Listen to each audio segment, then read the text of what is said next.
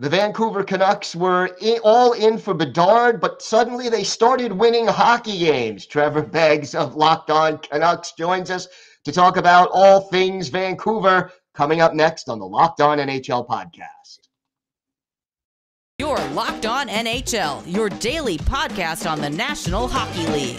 Part of the Locked On Podcast Network, your team every day.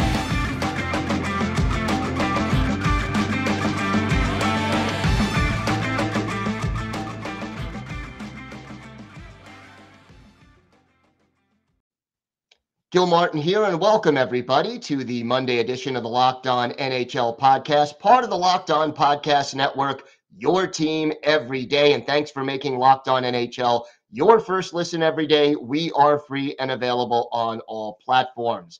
It is my pleasure to welcome to the national show for the first time one of the new co-hosts of Locked On Canucks, Trevor Beggs. And Trevor, it's been an interesting roller coaster ride for Canucks fans. And now, just when you thought they were going to be in the lottery situation and conversation, the Canucks are winning hockey games. What's going on?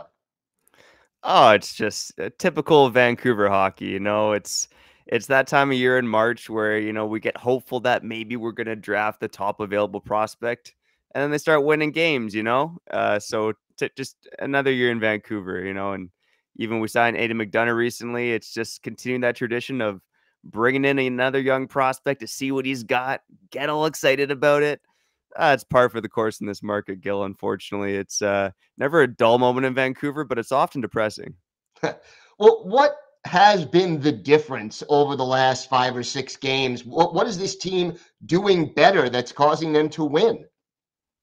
First and foremost, it's a 2-word answer. It's Thatcher Demko. Ever since he's come back, he had a .928 save percentage going into the game against the Kings on Saturday night. And then certainly it increased after that. I believe it was 40 shots against. Then he led in 2 goals. So he's been unbelievable for the Canucks.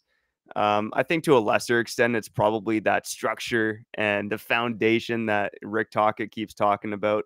Against the Kings again on Saturday, they gave up a lot of shots, but not necessarily a lot of high danger chances. So I do think the team is back checking a bit better and protecting kind of that home plate area on the ice. So it's making Thatcher Demko's job a bit easier, but it's really Thatcher Demko's been the story in terms of why the Canucks have been so good.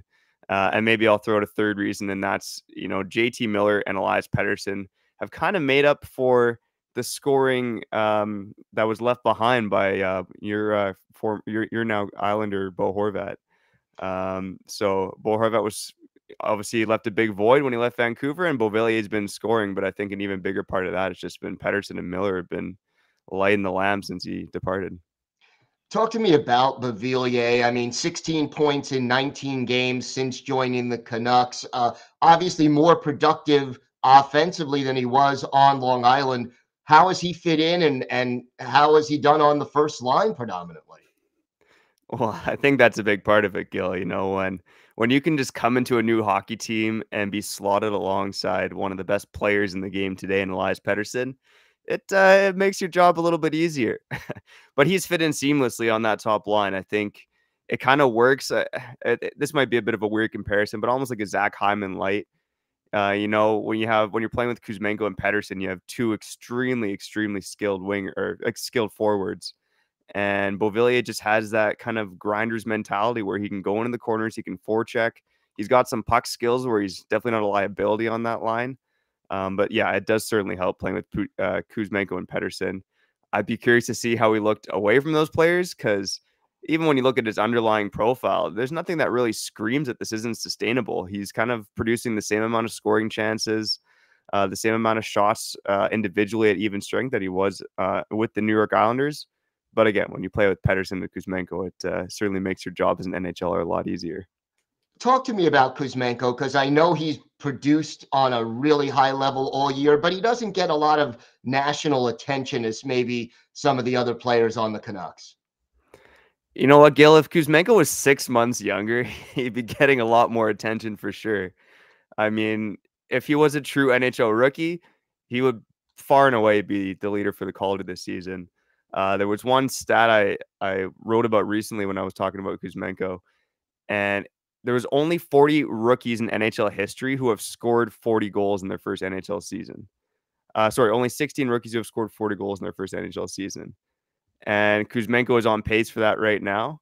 But again, he's not a rookie, so none of it's going to make it into the history books at the end of the day. So he's been absolutely electric. I don't know if any of us really expected or knew what to expect from him when he came to the Canucks.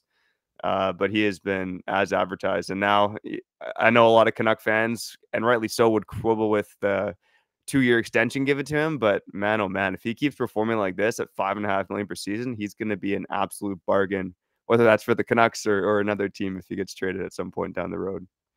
You touched briefly on an improved structure, probably since the coaching change. What else has the coaching change brought to this team? Yeah, I think it's been most noticeable just in terms of their back checking. If you notice the forwards in the Canucks zone, they're playing closer to the net now. So I think there's more support for the defenders, which is very important in Vancouver because the defense isn't very good. So I think the forwards have done a much better job of supporting the defense in the defensive zone. And aside from that, I do think Tocchet just wants his players to be creative. I don't think he's trying to stifle that creativity offensively. Tocchet knows that. Any half decent NHL coach knows you gotta let your offensive players shine. But he's empowered a couple of the guys too in that bottom six. So a couple unheralded guys, Dakota Joshua and Nils Amon, have looked really good under Rick Tocchet. They've kind of gone from that fringe AHL depth fourth line to like a solid third line role. And there's been a line of Connor Garland, Dakota Joshua, and Nils Amon that's really looked good under Tocchet. And another guy that's looked good is Vasily Podkolzin. The ice time hasn't necessarily been there, but he's earned a recall. And when he is on the ice, he's looking like an NHLer. So I think there's a couple individual performances or guys that have succeeded individually, aside from just the overall structure of the team. We talked about the Bedard situation, and all this winning obviously makes it a little tougher to get those top lottery positions. But what are you looking for as we head toward the offseason for the Vancouver Canucks? What is the plan? Oh, Gil, why you got to bring up Bedard, man? Why you got to do that to me? It's that's sad. I think when we took over Locked On Canucks, they were maybe the 5th worst or 6th worst team in the NHL. And, I think fans of this market were dreaming the Vancouver kid's finally going to come home. This draft is obviously huge for the Vancouver Canucks. We've never won a lottery before. So no matter how far they climb the standings, I think that hope that this is our year is finally going to be there. But in terms of the team overall, I think the biggest conundrum to fix is on defense. And specifically, it's how does this team move forward when you're paying Oliver Ekman-Larsson and Tyler Myers a combined $13.3 million? I think the Myers one is maybe a bit easier to answer. He's got 1 year left after this year, but Ekman-Larsson, 4 years left at $7.26 million. Both of those players have been an absolute disaster this season. Both of them have continued to be bad under Tocchet. I know OEL's got less of a run there because he's been injured. But I think you need to marginalize the roles of those two or get them off the team, ideally. And you need to find another top 4, probably left shot defenseman at this point. I think with Quinn Hughes, Philip Hronek, I think Ethan Bear's shown enough to probably be Hughes' partner, at least in the short to medium term. But maybe finding another defensively inclined, responsible left shot D to play with Hronek, because he succeeded best in Detroit when playing with Oli Mata, who you need to find someone of that ilk to play with Hronek, I think. And again, just an improved top 4 would go a long ways to help in this group because they can score goals, but the problem is they haven't been able to defend. Well, we'll see how that plays out the rest of this season and into the offseason. Trevor, why don't you tell our viewers and our listeners where they could find the podcast and where they could find you and your co-host on social media? Well, you can find the podcast on YouTube by searching Locked On Canucks. Again, we've had a nice run here of 2.5 weeks, which started on March 1st with the Hronek trade. So it's been a bit of a wild couple weeks here, but we've been having a lot of fun with it. And you can also find Locked On Canucks wherever you find podcasts. In terms of social media, I'm on Twitter at Trev Beggs, last name Beggs. And then my co-host on Twitter, Kyle Bowen, last name Bhawan. All right, Trevor, always a pleasure. Thanks so much for stopping by. Hey, you take care of our Bo Horvat, okay, Gil? Will do. Today's episode is brought to you by Athletic Greens. Our next partner has a product I literally use every day. I started taking AG1 because I wanted to find one supplement that would meet all of my nutritional needs. Well, what is this stuff? Well, with one delicious scoop of AG1, you're absorbing 75 high-quality vitamins, minerals, whole food source superfoods, probiotics, and adaptogens to help you start your day right. This special blend of ingredients supports your gut health, your nervous system, your immune system, energy, recovery, focus, and aging, all these things. And it's lifestyle friendly, whether you eat keto, paleo, vegan, dairy-free, or gluten-free. So right now it's time to reclaim your health and arm your immune system with convenient daily nutrition. It's just one scoop in a cup of water, and that's it. And to make it easy, Athletic Greens is going to give you a free 1-year supply of immune-supporting vitamin D and 5 free travel packs with your first purchase. All you have to do is visit athleticgreens.com/NHL Network.